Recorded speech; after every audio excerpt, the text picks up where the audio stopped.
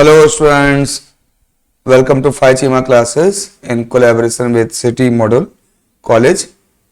Class 12th में chapter 6 DC circuit and measurements में Wheatstone bridge को स्टडी किया था। आज हम लोग उसी सीक्वेंस में मीटर ब्रिज को स्टडी करेंगे और उसके फंक्शन को देखेंगे, उसके वर्किंग को समझेंगे। तो सबसे पहले देखते हैं एक इंस्ट्रूमेंट रिहोस्टेट को, इसका की यूज कई जगह पर हम करते हैं।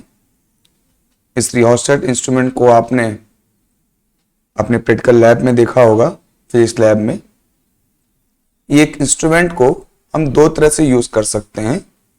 सर्किट में करंट को कंट्रोल कर सकते हैं और साथ साथ सर्किट में पोटेंशियल को भी हम इंक्रीज डिक्रीज इस रिहोस्टेट इंस्ट्रूमेंट के द्वारा कर सकते हैं। डिपेंड करता है कि आप इस इंस्ट्रूमेंट को किस तरह से सर्किट में लगाते हैं। इसका बेसिक फंक्शन इस तरह का है कि यहां पर ये बीच में आपको जो सिरेमिक रॉड है, इसके ऊपर एक कॉन्स्टेंटाइन एंड मैग्नीन का एक वायर लपेटा हुआ है। इसके ऊपर वायर वाइंड अप किया गया हुआ है और इस वायर के रेजिस्टेंस होता है। इस तरह से पूरा वायर जो आपका इसके ऊपर वाइंड अप है, इस तरफ से शुरू होकर के ये पूरा वायर आपके एंड तक यहां तक पहुंचता है और ये वायर इस तरह से यहां इस की पे लगा होता है और ऐसे ही पूरा वाइंड अप होते हुए दूसरी एज पर पहुंचता है जब सिलेंडर की, तो वहां पर भी ये वायर इस तरह से इस वाली की पे लगा होता है। तो इस तरह से ये दोनों ही की जो है ये आपकी वायर से अटैच है। ठीक है, इन जनरल हम क्या करते हैं, किस तरह से इसको अप्लाई करते हैं कि सपोज कोई सर्किट है जिसमें ये हमारी बैटरी है। इसको यदि हम इस तरह से किसी की के द्वारा, या की नहीं भी लगाएं, आप डायरेक्ट भी लगा सकते हैं, लेकिन की लगाते हैं इसलिए जिससे कि जब चाहें तब सर्किट में करंट अलाउ हो, अदरवाइज सर्किट में करंट फ्लो ना हो। इसको हम इस तरह से हम यहाँ पर कनेक्ट कर देते हैं और जो सर्किट है उस सर्किट से होते हुए इसको हम रिहोस्टेट के इस रॉड से, ये रॉड एक थिक रॉड है।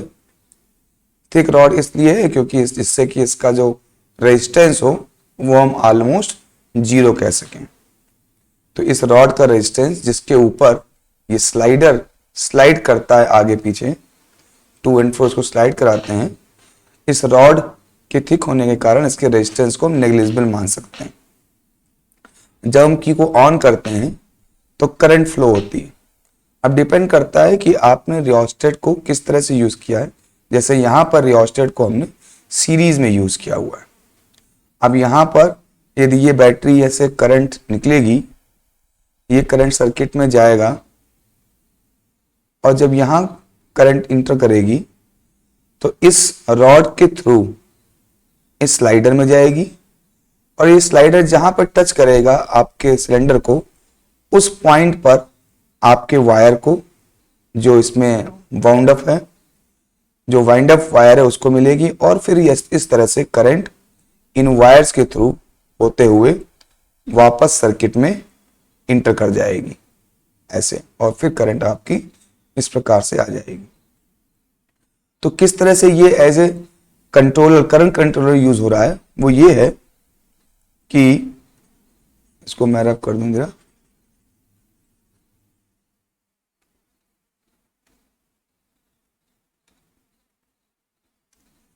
वो ये है कि जब स्लाइडर को हम जितना इस तरफ की ओर लाते जाएंगे, स्लाइडर इस जगह पर है तो करंट जो सिलेंडर है उसके वायर में यहां से इंटर करना शुरू हुई, यानी इतना जो वायर सिलेंडर का है, जो रेजिस्टेंस वायर है, वो सर्किट में आपका यूज में आ रहा है, यानी रेजिस्टेंस इफेक्टिव है इतने वायर का।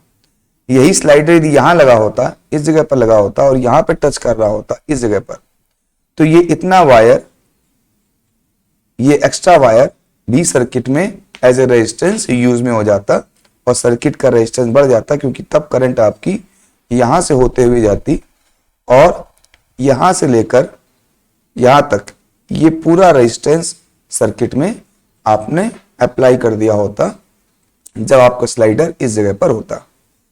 तो उससे रेजिस्टेंस की वैल्यू यहाँ पर अप्लाई जो की है आपने वो बढ़ जाती और करंट की वैल्यू कम हो जाती। तो इस तरह से जैसे जैसे स्लाइडर को आप स्लाइड करेंगे, यदि आप आगे की ओर स्लाइड करेंगे, तो जब सपोज अब आपने स्लाइडर यहाँ पर ले आए हैं, जब यहाँ पर स्लाइडर ले आए हैं तो इसका जो पिन है जो टच कर रही है आपके सिलेंडर पर वायर को, उसको यदि हम देखें किस तरह से कहाँ पर है, तो इस तरह से जब स्लाइडर सपोज यहाँ पर आ गया और यहाँ पर इसका जो पॉइंटर है ये इस जगह पर टच कर रहा है, तो इसका मतलब हो गया कि अब जो करंट होगी वो यहाँ से होते हुए, इस जगह से होते हुए, फिर ऐसे होते हुए इस वायर में, रेजिस्टेंस वायर में जाएगी और फिर आपके की के द्वारा यहाँ पर वापस चली जाएगी। तो इस कंडीशन में केवल हम पा रहे हैं कि पहले जो यहाँ तक रेजिस्टेंस वायर का यूज में हो रहा था सर्किट का, अब केवल इतना रेजिस्टेंस यूज में आ रहा है, यानी सर्किट में जो रेजिस्टेंस अप्लाई किया है हमने इस रियोस्टेट के द्वारा वो अब कम हो गया है जब हम इस पॉइंटर को इस जगह पर ले आए। यानी यहां से लेकर यहां तक का जो पूरा वायर है ये एक तरह से यूजलेस हो गया, क्योंकि ये हमारे सर्किट में नहीं आ रहा, इसका रेजिस्टेंस हमारे सर्किट में नहीं आ रहा। तो इस तरह से हमने देखा कि हम स्लाइडर को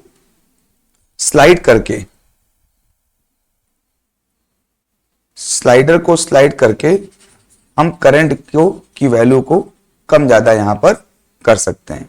ठीक है, तो ये एज ए कंट्रोलर की तरह यूज हो गया। यदि इसका हम एक सर्किट डायग्राम बनाना चाहें तो वो सर्किट डायग्राम कुछ इस तरह से बनेगा कि ये हमारा सर्किट में एक्सटर्नल रेजिस्टेंस है, ये वाला जो ये रेजिस्टेंस यूज किया था ये इस तरह से हो गया। फिर आपको हम चाहें तो एक एमीटर या गैल्वेनोमीटर लगा सकते हैं बताने की कितनी करंट फ्लो हो रही है, कितनी नहीं फ्लो हो रही है। यहाँ पर हमने एक सेल लगा दिया या बैटरी लगा दी, ठीक है, और ये हमने रियोस्टेट को लगा दिया और इस प्रकार से रियोस्टेट का जो पॉइंटर है वो आपको यहाँ से टच कर रहा है। अब ये पॉइंटर जितना ज्यादा हो, जैसे यहाँ पर पॉइंटर है तो इसका मतलब जो करंट फ्लो हो रही है वो ऐसे फ्लो होगी, यहाँ जाएगी, इस तरह से जाएगी और फिर इन रेजिस्टेंसेस में होते हुए और फिर ऐसे चली जाएगी। यानी रियोस्टेट का इतना रेजिस्टेंस सर्किट में यूज आ रहा है। अब इसी रियोस्टेट को स्लाइडर को स्लाइड करके हम यहां पर लगा दें इस जगह पर, तब जो करंट अभी यहां से चली जा रही थी अब वो यहां से ना जा करके अब वो यहां पर जाएगी, यहां पर जाएगी और यहां से करंट जाएगी। यानी अब रियोस्टेट का इतना रेजिस्टेंस सर्किट में इनबिल्ट हो जाएगा और रेजिस्टेंस की ज्यादा होने की वजह से करंट की वैल्यू कम हो जाएगी। तो ये हम स्लाइडर को आगे पीछे टू एंड फ्रो स्लाइड करके ज्यादा से ज्यादा रेजिस्टेंस या कम से कम रेजिस्टेंस को सर्किट में अप्लाई कर सकते हैं और करंट की वैल्यू को चेंज कर सकते हैं। तो यहां पर rheostat as a current controller use हो रहा है। हम स्लाइड कर रहे हैं तो रेजिस्टेंस सर्किट में इनबिल्ट हो रहा है। ये पॉइंटर यहां लगा दिया तो यहां से लेकर यहां तक का रेजिस्टेंस सर्किट में आ गया और करंट अब आपकी यहां से चली जाएगी इस प्रकार से होते हुए। तो ये एज ए करंट कंट्रोलर है, करंट की वैल्यू को कम और ज्यादा कर रहा है। इसी तरह से इसको हम लोग एज ए जब सिंबॉलिक रूप में इसको रिप्रेजेंट करना हो करंट कंट्रोलर को, रियोस्टेट को, तो हम इस तरह से यूज करते हैं, यानी वेरिएबल रेजिस्टेंस के रूप में यूज करते हैं, जहां पर हम रेजिस्टेंस की वैल्यू को, ये जो रेजिस्टेंस है इसके वैल्यू को कम और ज्यादा अप्लाई कर सकते हैं सर्किट में और उसका सिंबल सर्किट में इस तरह से रिप्रेजेंट करते हैं। अब यदि हम एज ए पोटेंशियल डिवाइडर का ही बात करें तो पोटेंशियल डिवाइडर में क्या करते हैं, इसको हम लोग सर्किट में देखें तो इस तरह से लगाते हैं कि जैसे ये तो हो गया आपका बैटरी और बैटरी से सीधे आपने पोटेंशियल डिवाइडर ये आपने रियोस्टेट को कनेक्ट कर दिया। फिर एमीटर लगा दिया, इस एमीटर को आप यहां लगा सकते हैं, यहां वोल्ट मीटर लगा सकते हैं इस जगह पर। ये आपका एक्सटर्नल सर्किट हो गया, लोड रेजिस्टेंस, और यहां पर हमने स्लाइडर लगाया।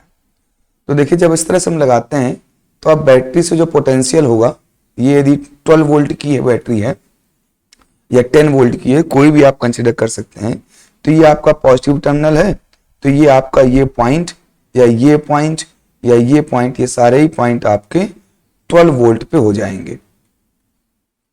ये आपका 0 वोल्ट है, नेगेटिव टर्मिनल जो होता है वो 0 वोल्ट है, तो इस तरह से यहां पर आपका वोल्टेज है वो 0 वोल्ट है।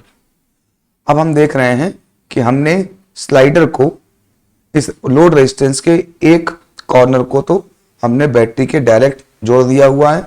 जब बैटरी जोड़ा हुआ है तो ये पॉइंट 12 वोल्ट पे है, 12 वोल्ट पे है।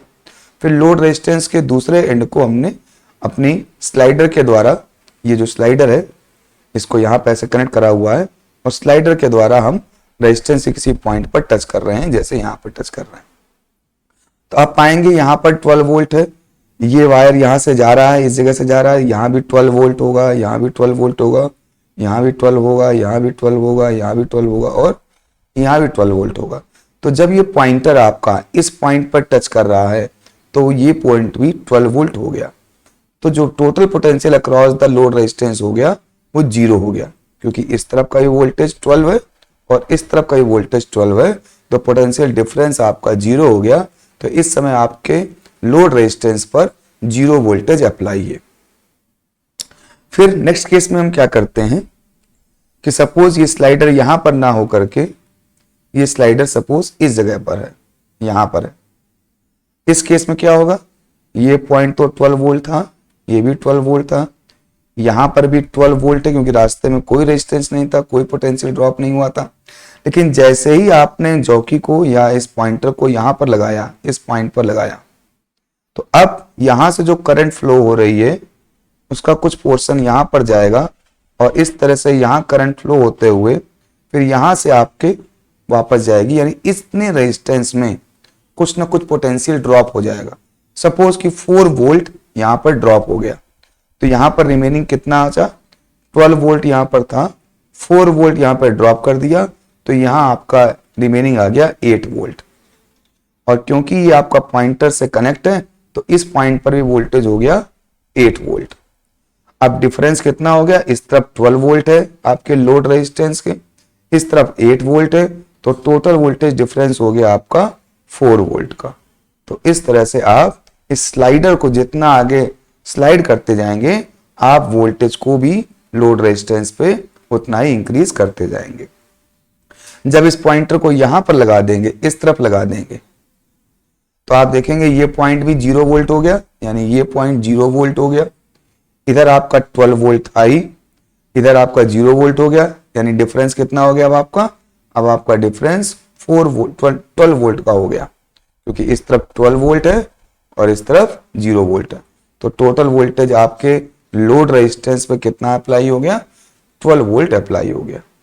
तो इस तरह से हम आपको रियोस्टेट को जब हम पैरेलल कॉम्बिनेशन में लगा देते हैं रेजिस्टेंस के, यहाँ पर रियोस्टेट पैरेलल लगा है रेजिस्टेंस के, तब हम रियोस्टेट को एज ए पोटेंशियल डिवाइडर की तरह यूज करते हैं, जिसको हम P.D या पोटेंशियल डिवाइडर कहते हैं। और उसका जो रिप्रेजेंटेशन है सिंबॉलिक, वो इस तरह का होता है। तो जहां कहीं भी हमको as a potential divider use करना होता है वो इस मेथड को यूज कर लेते हैं, जहां कहीं भी as a current controller use करना होता है हम उसको प्रीवियस मेथड की तरह यूज कर लेते हैं। तो ये बात हमने यहाँ पर रियोस्टेट की कर ली, जो हम अपने फिजिक्स प्रैक्टिकल लैब में यूज करते हैं। अब हम बात करेंगे मीटर ब्रिज की। हाँ, हम चाहें तो एक चीज और भी है यहाँ पर कि जैसे अभी हमने इसको करंट इस तरफ से कर रखा था, तो जैसे जैसे स्लाइडर को हम स्लाइड करते हैं वोल्टेज इस पर इंक्रीज कर रहा था। अब इसी को यदि हम रिवर्स ऑर्डर में लगा दें, इस तरफ रेजिस्टेंस को लगा दें, अब देखिए क्या हो रहा है, ये आपका 12 वोल्ट है, ये पॉइंट भी 12 वोल्ट है, सपोज ये भी 12 वोल्ट है और ये पॉइंट 0 वोल्ट है, तो रेजिस्टेंस का भी ये पॉइंट 0 वोल्ट हो गया। अब आप जो पॉइंटर है वो इस पॉइंट पर है, इसका मतलब ऑलमोस्ट करंट यहाँ पर नेलिजिबल और फ्लो कैसे जा रही है, तो ये पॉइंट 12 वोल्ट है, तो ये पॉइंट भी क्या हो गया 12 वोल्ट, तो पोटेंशियल डिफरेंस कितना हो गया 12 वोल्ट हो गया। यानी इस कॉन्फ़िगरेशन से जब आप सर्किट में रियोस्टेट लगाते हैं लोड रेजिस्टेंस के अक्रॉस, तो यहां पर देखिए जब आपका पॉइंटर रेजिस्टेंस के सबसे किनारे है तब 12 वोल्ट टोटल अप्लाई हो रहा है रेजिस्टेंस में।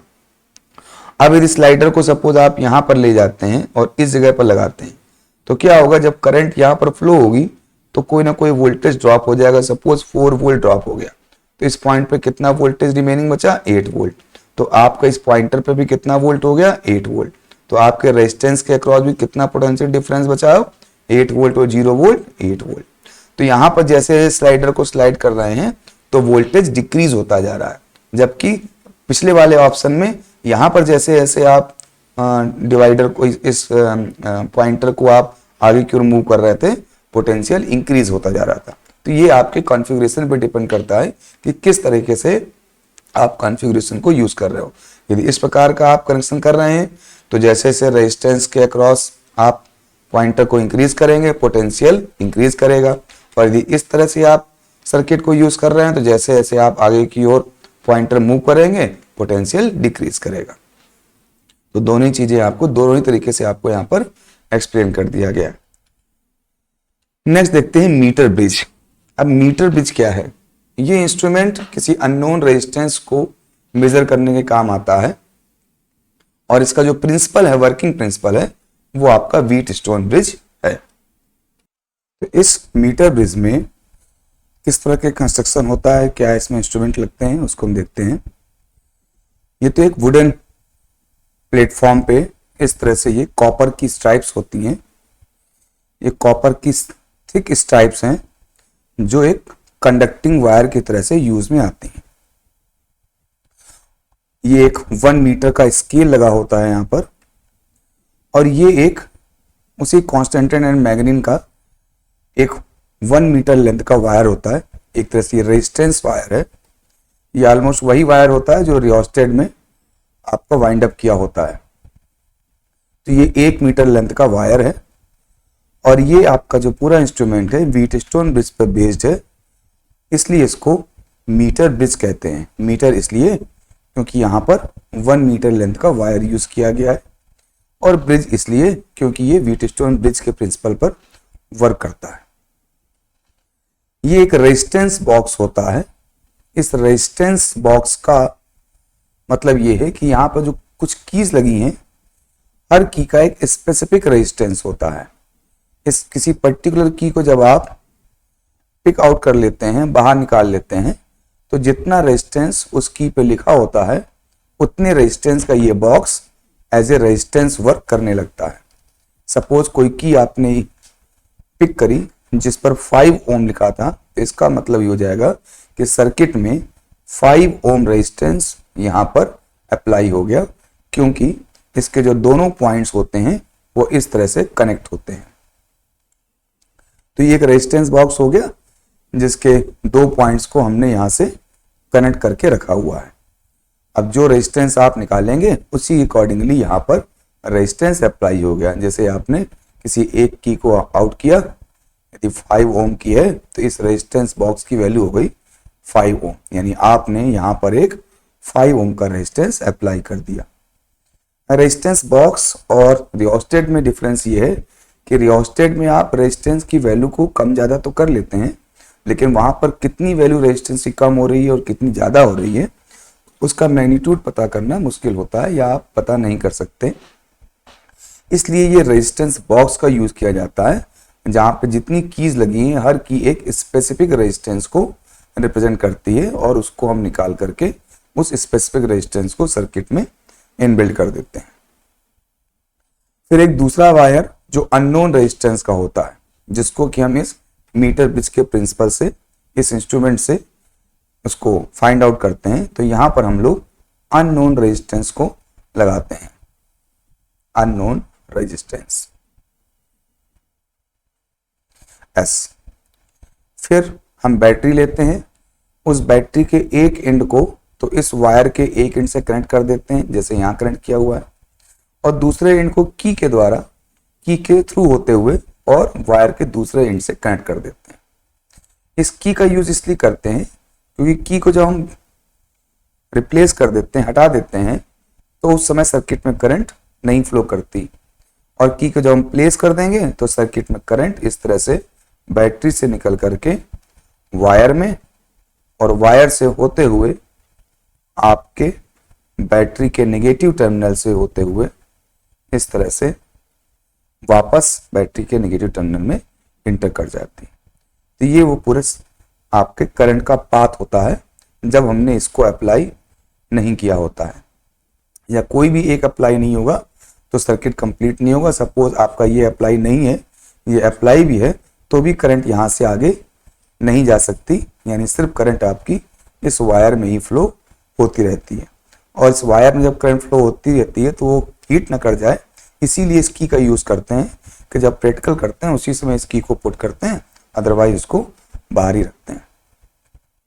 तो इस तरह से आपका ये मीटर ब्रिज का इंस्ट्रूमेंट हो गया और उसमें ये आपके कनेक्शन हो गए। एक कनेक्शन और होता है जो गैल्वेनोमीटर का होता है। ये वो गैल्वेनोमीटर है जिसमें हम करंट की वैल्यूज को भी और साथ साथ उसकी डायरेक्शन को भी जान सकते हैं। यदि गैल्वेनोमीटर इस तरफ फ्लो कर रहा है तो हम कहेंगे करंट प्लस से नेगेटिव की ओर फ्लो कर रही है। यदि गैल्वेनोमीटर इस तरफ फ्लो कर रहा है तो हम कहेंगे करंट आपकी नेगेटिव से पॉजिटिव की ओर फ्लो कर रही है। तो इस तरह से गैल्वेनोमीटर एक इंस्ट्रूमेंट लगाते हैं जिसका एक एंड आपका इस तरह से इन दो रेजिस्टेंसेस के बीच में कहीं पर लगाते हैं, और जो दूसरा एंड है आपका, जो दूसरा एंड है वो इस तरह से एक जॉकी के द्वारा, एक स्लाइडर के द्वारा इस वायर के कांटेक्ट में रहता है, और इस जॉकी को हम आगे पीछे स्लाइड कर सकते हैं, आगे की ओर या पीछे की ओर इस पूरे वायर पर इस जॉकी को स्लाइड कर सकते हैं। तो इस तरह से आपका एक कनेक्शन पूरे मीटर ब्रिज का कंप्लीट हो जाता है। ये मीटर ब्रिज का कनेक्शन व्हीटस्टोन ब्रिज के प्रिंसिपल पर पूरी तरह से डिपेंड है, इसीलिए इस पूरे मीटर ब्रिज के कनेक्शन को हम मीटर ब्रिज से व्हीटस्टोन ब्रिज से कंपेयर भी करेंगे। अब जैसे यहाँ पर हम देख रहे हैं कि जो आपका जो जॉकी है, जो स्लाइडर है, वो वायर के किसी पॉइंट पर टच कर रहा है। तो जिस पॉइंट पर टच कर रहा है उस पॉइंट से इस तरफ का जो रेजिस्टेंस वायर था उसका अपना कोई एक रेजिस्टेंस होगा, उसको हमने पी कह दिया है।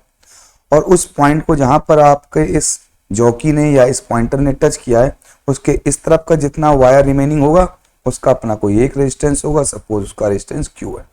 तो इस तरह से 4 रेजिस्टेंसेज यहाँ पर अप्लाई हो गए।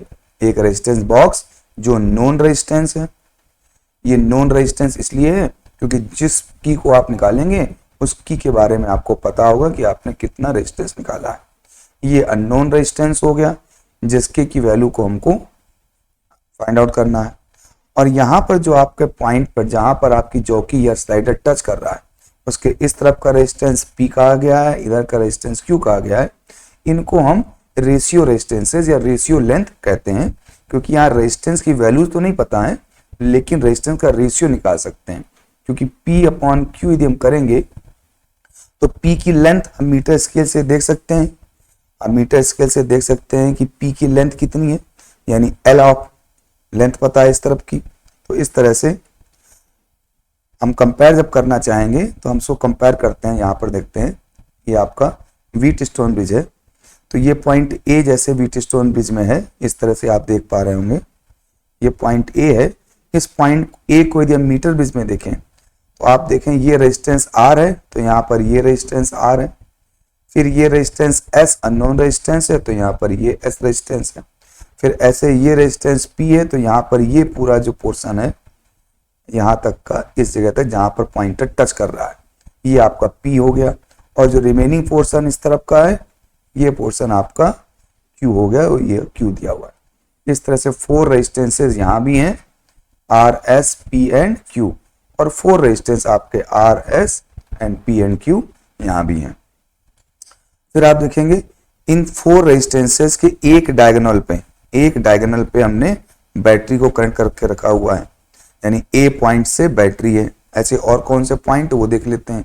तो यहाँ पर ये ए पॉइंट आर और पी के बीच में है, तो यहाँ पर भी आर और पी के बीच में क्या हो गया, ये आर हो गया और ये आपका पी हो गया, ये रेजिस्टेंस पी हो गया और ये आपका आर दिया हुआ है। तो आर और पी के बीच में एक पॉइंट हो गया ये ए, जैसा कि यहाँ पर हमने लिया हुआ था, आर और पी के बीच में पॉइंट हो गया ए। ऐसे दूसरा पॉइंट सी ले लिया जो आर और एस के बीच में है, तो ये आर है ये एस है, इसके बीच में कोई पॉइंट ले लिया सी, जो इस तरह से यहाँ पर हो गया। फिर ऐसे दूसरा पॉइंट लेते हैं आपका बी पॉइंट लेते हैं, ये एस और क्यू के बीच में, जिस तरह से आर और पी के बीच में एक पॉइंट ए था, ये आर था और ये आपका रेजिस्टेंस पी था, आर और पी के बीच में पॉइंट ए था। ऐसे ये एस हो गया और एस और ये आपका क्यू रेजिस्टेंस है वायर का, तो एस और क्यू के बीच में एक पॉइंट, ये आपका यहाँ पर बी आ गया। तो इस तरह से बी पॉइंट आपका इस जगह पर हम देख पा रहे हैं जो हमारे व्हीटस्टोन ब्रिज में शो किया गया है। तो इस तरह से कुछ पॉइंट हो गए। और पॉइंट देखते हैं। ये एक पॉइंट डी है, यहाँ पर देखिए ये पॉइंट डी है। ये डी पॉइंट कहाँ है? पी और क्यू के बीच में। तो ये आपका रेजिस्टेंस पी था, ये आपका रेजिस्टेंस क्यू था, और पी और क्यू के बीच में जहां भी आपका ये पॉइंटर टच कर रहा है वो पॉइंट आपका हो गया डी। उस पॉइंट को हम लोग डी कहेंगे। अब इस स्लाइडर को मूव करके डी पॉइंट को हम मूव कर सकते हैं। यानी सपोज ये स्लाइडर आपका यहाँ पे कनेक्ट है, इस जगह पे कनेक्ट है स्लाइडर, तो डी पॉइंट यहाँ होगा और ये जो लेंथ होगी ये इस तरफ का रेजिस्टेंस हो जाएगी, और ये जो लेंथ होगी वो इस तरफ का रेजिस्टेंस हो जाएगी। यानी पी और क्यू की वैल्यू को हम इस डिवाइडर को चेंज करके हम चेंज कर सकते हैं। ठीक है, तो पी और क्यू यहाँ पर रेशियो रेजिस्टेंसेस हैं, क्योंकि यहाँ पर जहां पर आप डिवाइडर लगाएंगे उसके एक तरफ की लेंथ जो वायर की होगी वो पी रेजिस्टेंस के रूप में यूज होगी, और दूसरे तरफ की जो वायर की लेंथ होगी वो क्यू रेजिस्टेंस के रूप में यूज होगी। और यहाँ पर हमको वायर की लेंथ पता है। जब लेंथ पता होती है तो वायर का रेजिस्टेंस भी निकाल सकते हैं। कैसे? अभी हम उसको देखेंगे। तो पहले तो हम व्हीटस्टोन ब्रिज का प्रिंसिपल देख लें। ये प्रिंसिपल क्या है? P upon Q is equal to R upon S. ये आपका प्रिंसिपल है, P upon Q is equal to R upon S. अब सपोज यदि S आपको निकालना है, तो S इज इक्वल टू क्या हो जाएगा? आप S को इस तरफ ले आएंगे, बाकी सारी चीजों को इधर ले आएंगे, तो S is equal to Q upon P into R.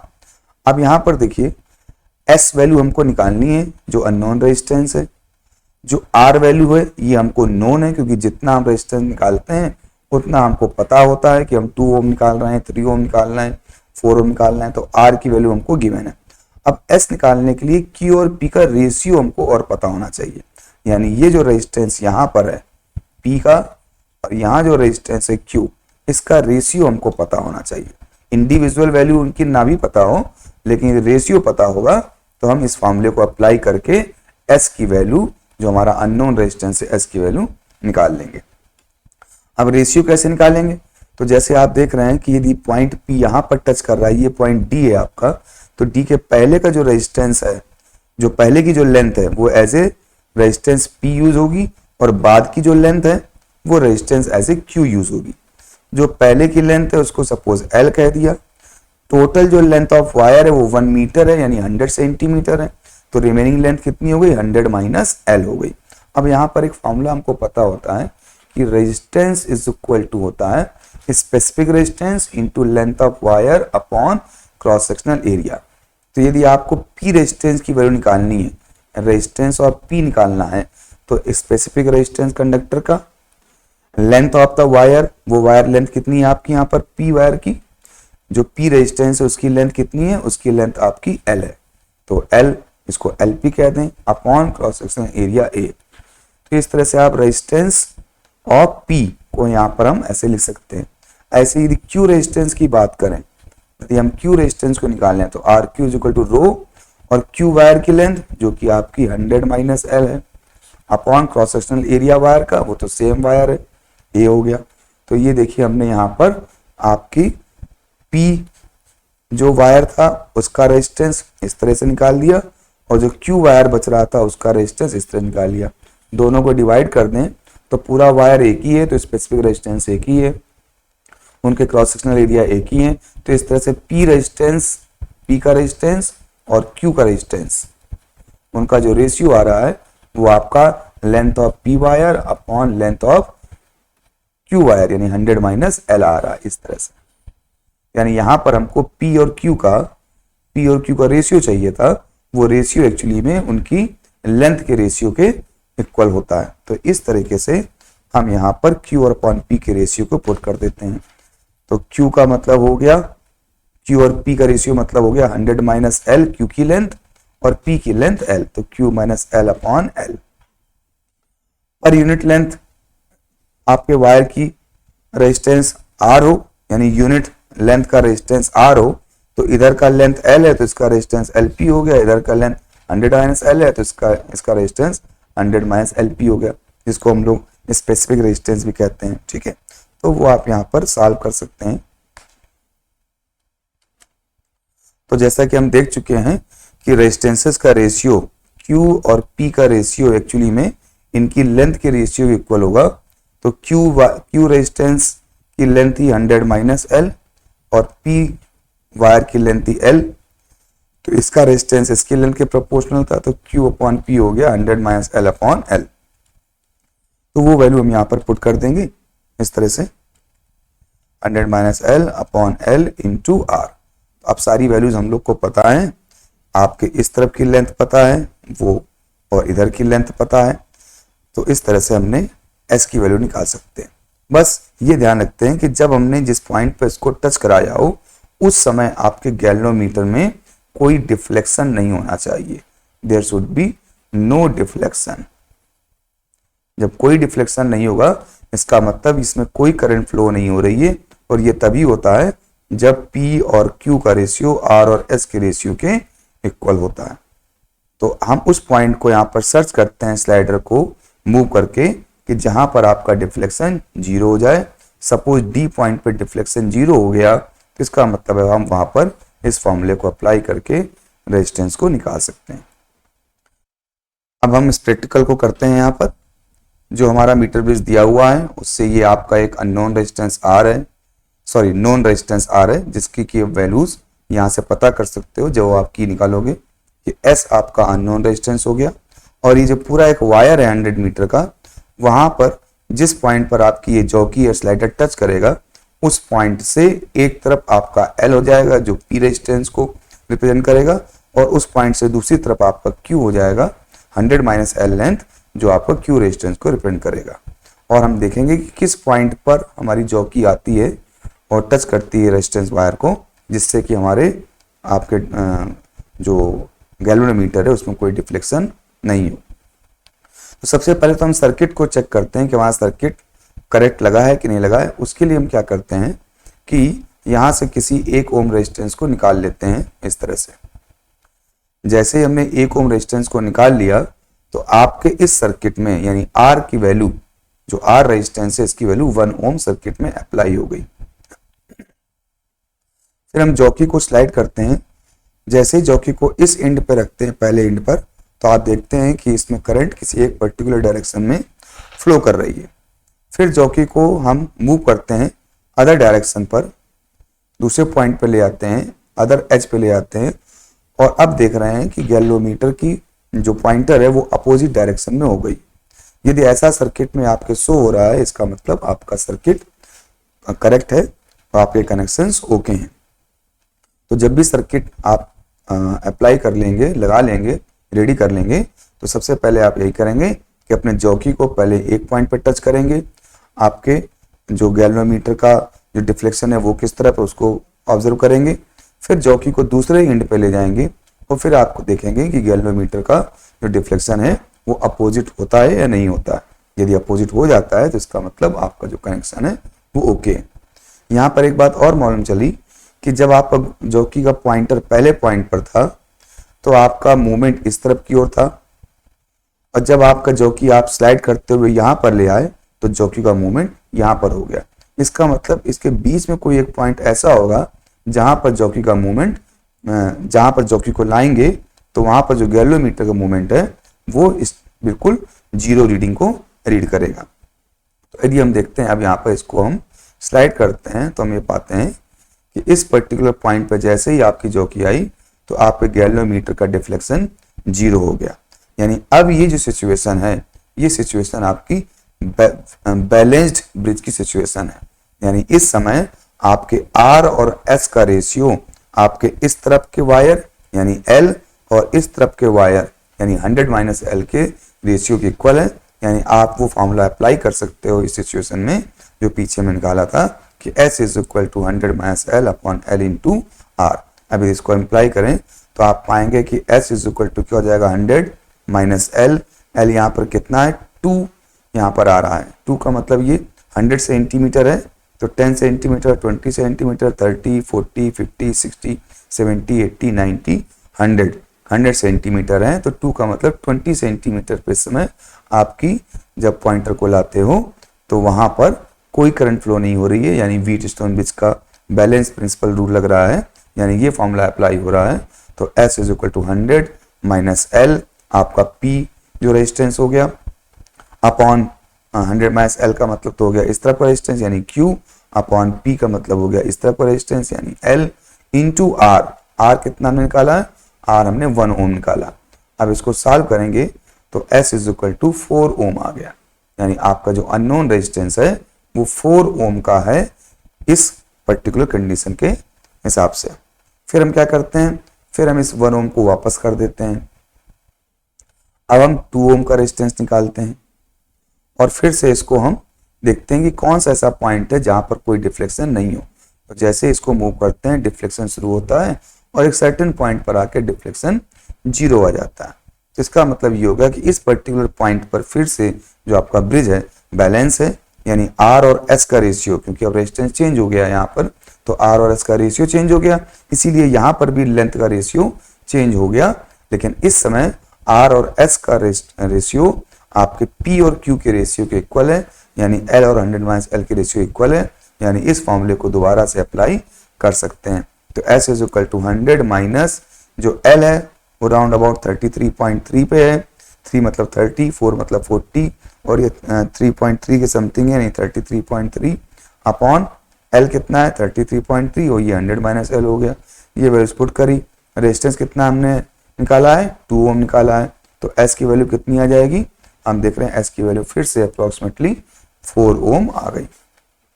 अब एक एक्सपेरिमेंट और करते हैं, कम से कम 3 बार इसको करते हैं। तो फिर से अब 2 ओम को तो हम वापस रख देंगे और अब हम 3 ओम को यहाँ से हटाएंगे, यानी अब सर्किट में जो R की वैल्यू हो गई वो 3 ओम हो गई। अब फिर से हम इस जॉकी को स्लाइड करेंगे और पाएंगे कि किस पॉइंट पर गैल्वेनोमीटर में कोई डिफ्लेक्शन नहीं आता।